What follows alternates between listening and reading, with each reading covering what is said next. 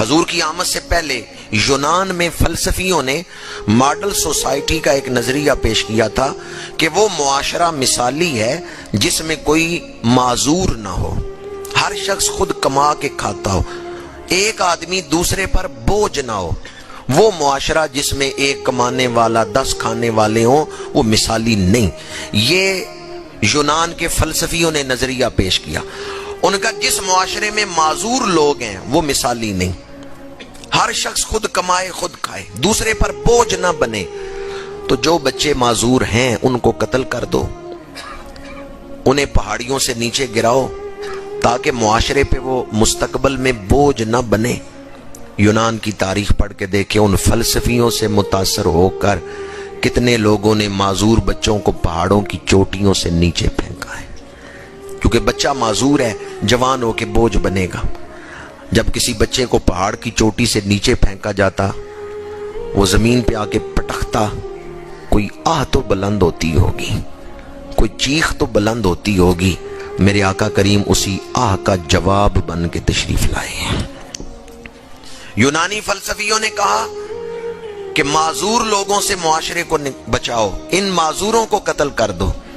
میرے آقا تشریف لائے، فرمایا انکم سترزقون بدعفائکم، اگر گھر میں کوئی کمزور ہے، ضعیف ہے، وہ کما نہیں سکتا، تم کما کے اس کو کھلا رہے ہو، تو یہ نہ سمجھنا تم کما کے کھلا رہے ہو، شاید اس ضعیف کی وجہ سے ہی رب تمہیں رزق عطا کر رہا ہو۔ بچوں کی پرورش کو حضور نے محض دنیا داری نہیں رہنے دیا۔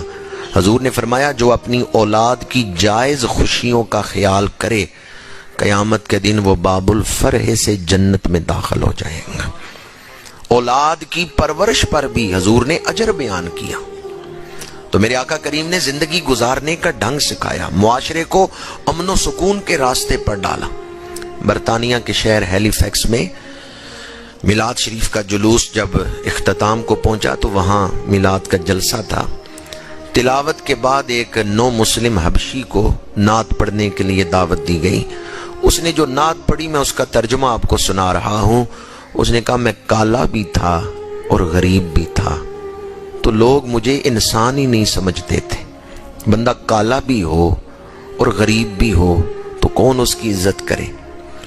کہتے ہیں مجھے یہ محسوس ہوتا تھا کہ شاید میں انسان ہی نہیں ہوں، میں جانوروں کی طرح ہی ہوں۔ لوگ ایسا سلوک میرے ساتھ کرتے تھے، مجھے غلام بنا کے رکھتے تھے۔ پھر عرب کا تاجدار آیا جس نے بلال کو سینے سے لگایا، جس نے خطبہ حجت الوداع میں فرمایا کسی گورے کو کسی کالے پر رنگ کی وجہ سے کوئی فضیلت نہیں ہے، فضیلت کا معیار تقویٰ ہے، اعلیٰ کردار ہے۔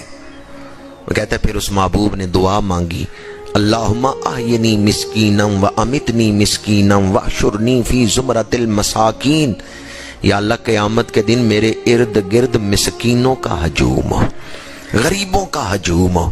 کہتا ہے جب اس محبوب نے غربت کو بھی عزت بخشی تو مجھے محسوس ہوا میں بھی انسان ہوں، میں ان کا میلاد کیوں نہ مناؤں جنہوں نے مجھے عزت بخشی، جن کے آنے سے مجھے عزت مل گئی، کہ کالے رنگ کو جنہوں نے عیب نہیں رہنے دیا، جنہوں نے کردار کو اہمیت دی، کہتے ہیں میں ان کا میلاد کیوں نہ مناؤں۔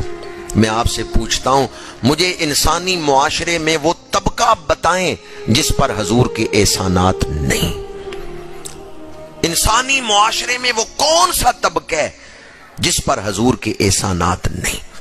کیا بچیوں کو حضور کی ولادت پر خوش نہیں ہونا چاہیے کہ میرے محبوب کریم نے فرمایا جس گھر میں بیٹی پیدا ہوتی ہے اس گھر میں رحمت کا فرشتہ نازل ہوتا ہے؟